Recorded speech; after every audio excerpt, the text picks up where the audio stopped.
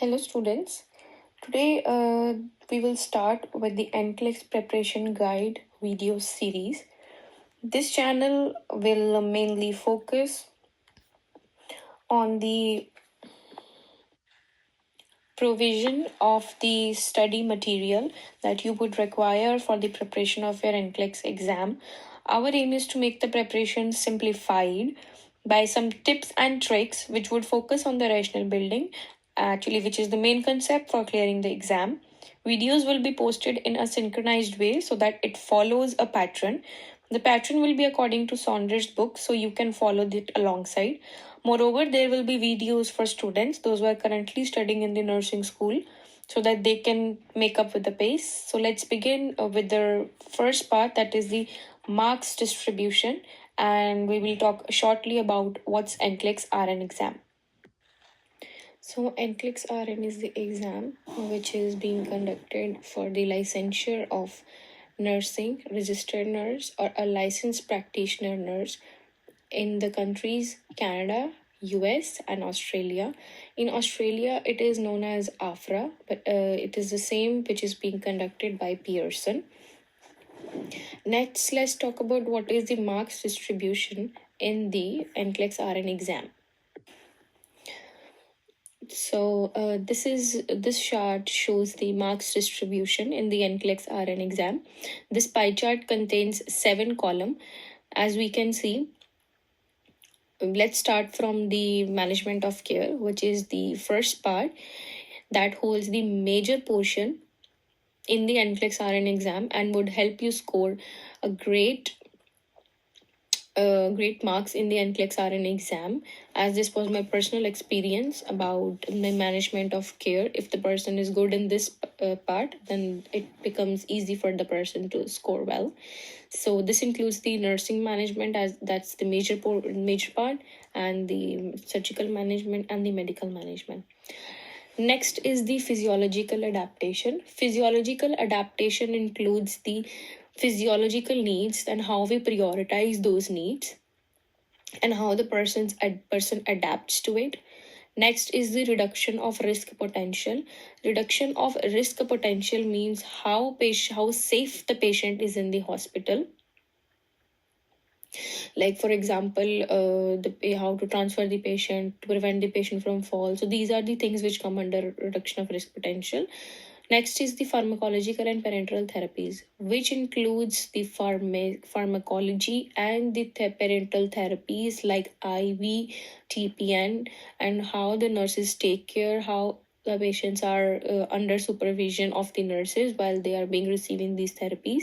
As we can see, it holds 16%. That is really near to the management of care. That's a really major chunk.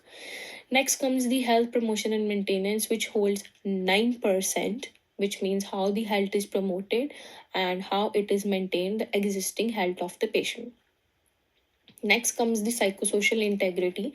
Psychosocial integrity means how the patient is mentally ill, because mental health is also important. All the aspects, how to maintain the psychosocial health, how the patient is good socially, how the patient is good mentally. Next comes the basic care and comfort. Basic care and comfort includes that the patient is comfortable in the hospital, the patient's environment is comfortable. For example, the bed sheet is free of wrinkles, the corners are really made well, the pillow is comfortable, the patient is in comfortable position. These things are small, but these things matter a lot. Next portion, let's talk about the safety and infection control. I would say this is really important to score in NCLEX exam. If the person does not know about safety and infection control, it's really difficult to crack this exam. This includes the PP kit, hand washing, what kind of mask is worn in droplet infection, airborne infection, contact precautions, nosocomial infections, and more we'll study later in the videos. So this is really important to clear the exam, knowledge regarding safety and infection control. So here we can see that different portions have different percentage, but they're equally important. I am saying this because to score or to pass in NCLEX RN exam, to score good, one has to pass each and every section of this. If the person gets, for example, less marks in management of care, and every pie chart section is good, is full or of good marks, then the person won't be able to pass. So it is that you have to score well in all the proportions of the pie chart. Next, now let's study about the scoring methods, that how scoring is being done in the Nclex RN exam. There are three perspectives from which the scoring is done. So the basic one, which is important, is that 0 or 1 scoring. You will get 1 for each correct response and a 0 for an incorrect response. So total score would be the total of all the correct responses. Next come is the positive negative scoring. Positive 1 for each correct response and negative 1 for each incorrect response. So total score would be total of all the positive and negative points, and negative scores are summed up as 0. So let us learn this from we will learn this from an example in the next slide. Next comes in the rational scoring. Rational scoring means that, for example, for an instance, we can say that in a question there are two parts, a cause and an effect. So if your cause is right but your effect is wrong, or if the second part is right, the first is wrong, you won't get the marks, because your paired information should be correct. It's not just that in a sentence, if one is right and the second is wrong, you would get marks for one. No, you have to get both the answers correct to get the scoring. Now let's see how does the positive and negative scoring works in Nclex. So here comes the SATA example, as I was talking about in the previous slide about the positive and negative scoring. SATA question means that select all that apply. This shows that a question has multiple options correct. So here we can see that you are caring for a client with hyperthyroidism. Which of the following signs and symptoms would you expect to see? That simply we can extract from this question that they're asking about the signs and symptoms of hyperthyroidism. Signs and symptoms of hyperthyroidism would be weight loss, exophthalmosis, hyperactivity, then we can say increased blood pressure and irritable.